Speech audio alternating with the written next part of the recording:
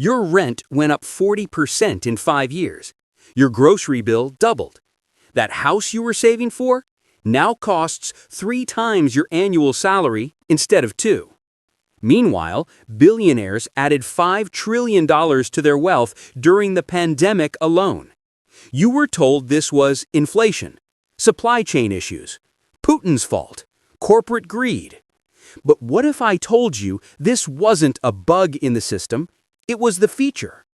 What if the money they printed to save the economy never reached you and was never supposed to?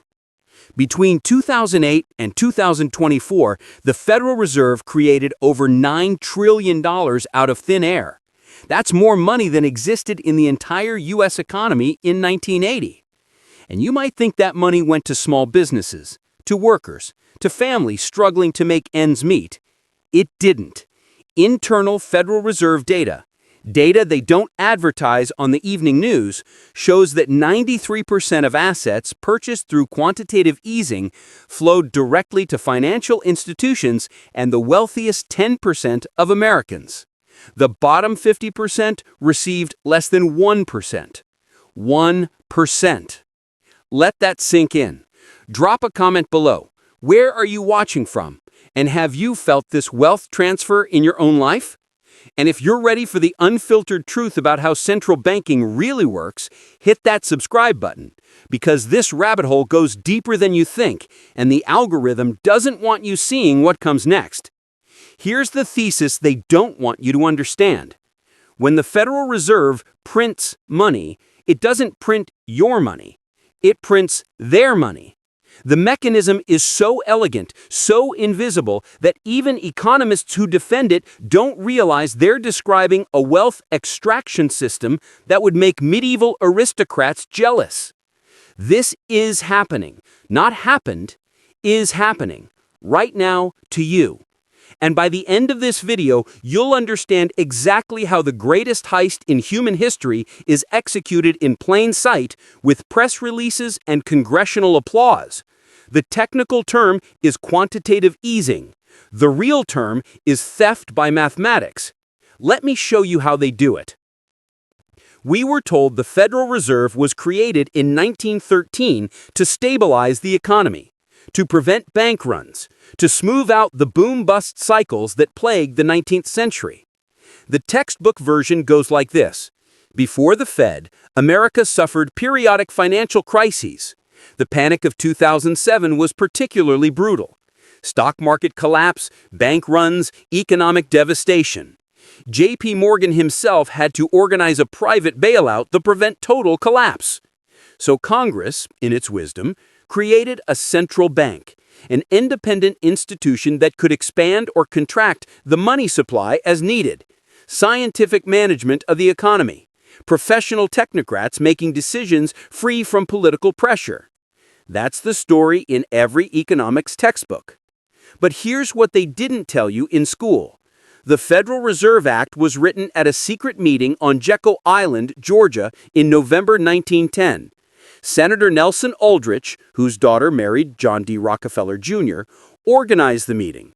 Present were representatives from J.P. Morgan, Kuhn Loeb Company, and the Rockefellers' National City Bank. They arrived separately, by train, under assumed names. They met at an exclusive resort closed to the public. For 9 days, they drafted what would become the Federal Reserve System.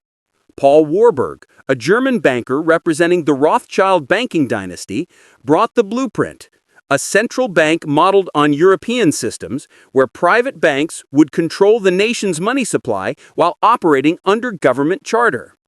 The official congressional record shows that when the bill came to a vote on December 23, 1913, many congressmen had already left for Christmas. It passed with minimal debate. Let me read you what Congressman Charles Lindbergh Sr. said the day after it passed. This act establishes the most gigantic trust on earth. When the president signs this bill, the invisible government by the monetary power will be legalized. In 1929, the Fed contracted the money supply by 33%. The inevitable result? The Great Depression. Banks failed, millions lost their savings. Unemployment hit 25%. But here's the part they leave out. While Main Street collapsed, Wall Street insiders who understood the mechanism positioned themselves perfectly. Joseph Kennedy, JFK's father, made millions short-selling stocks before the crash. How did he know? He was plugged into the right networks. The House of Morgan consolidated power, absorbing failed competitors at pennies on the dollar. By 1933, Franklin Roosevelt signed Executive Order 6102, making it illegal for Americans to own gold. The official explanation? Economic emergency. The practical effect?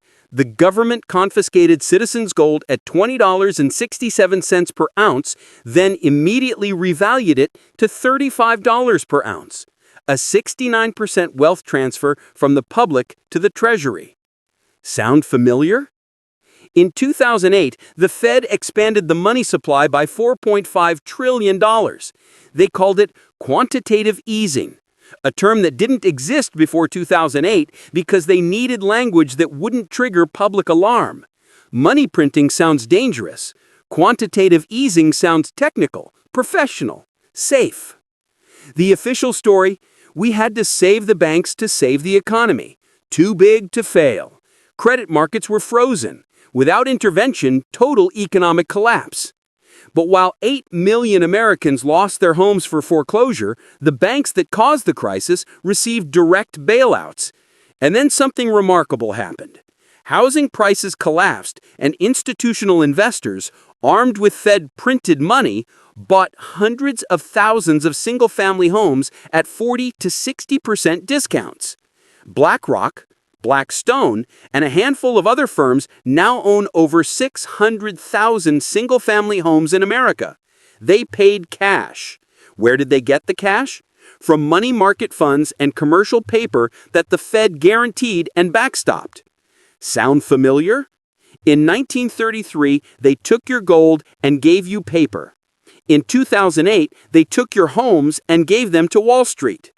In 2020, they printed $5 trillion for COVID relief. You got a $1,400 check. Asset owners got trillions in inflated stock prices, real estate values, and cryptocurrency speculation funded by cheap Fed money. The median house price in 1971, the year Nixon ended the gold standard and fully unleashed fiat currency, was $25,000. The median household income was $10,000. That's a 2.5x ratio. Today, the median house price is $420,000. Median household income is $75,000. That's a 5.6x ratio. Your parents could buy a house on one income in 3 years. You can't buy one on 2 incomes in 6 years. That's not market forces. That's not supply and demand. That's the Cantillon effect in action. In 1720, Richard Cantillon observed that when new money enters an economy, those who receive it first benefit at the expense of those who receive it last. The first recipients purchase assets at old prices. By the time the money reaches wage earners, prices have already adjusted upward. Same script, different actors. In the 1920s, the Fed expanded credit to fuel the stock bubble. Insiders positioned themselves. The crash consolidated wealth. In the 2000s, the Fed kept interest rates at 1% to fuel the housing bubble. Insiders positioned themselves. The crash consolidated wealth. In 2020-2021, the Fed expanded its balance sheet from $4 trillion to $9 trillion. Insiders positioned themselves. Are you starting to see the pattern? Every 20 to 30 years, a crisis. Every crisis, money printing. Every round of money printing, wealth flows upward. Every consolidation, the middle class owns less. This isn't conspiracy theory. This is the documented history of central banking. And it's not slowing down, it's accelerating. Now here's where everything changes. Because there's one piece of the puzzle that makes this entire system make sense. One mechanism so elegant that even people who work in finance don't fully understand how it redistributes wealth while looking like economic policy. I'm talking about the reverse repo facility. Stay with me, because when you understand this, every financial news report you've ever heard will suddenly click into place with terrifying clarity. In March 2020, as the world locked down, something unprecedented happened. The reverse repo facility, which had been averaging around $200 billion, exploded. By mid-2021, it hit $1.6 trillion, then $2 trillion. The financial media barely mentioned it. CNBC dedicated maybe 30 seconds.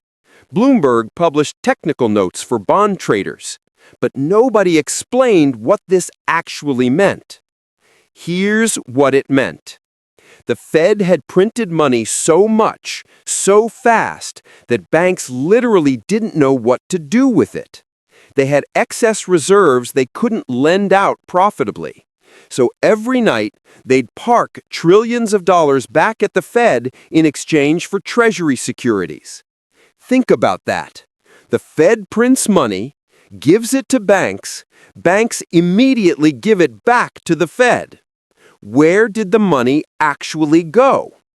If this is making sense, hit that like button. It helps push this past the algorithm censors, because what I'm about to show you is why they prefer you didn't understand the plumbing of the financial system.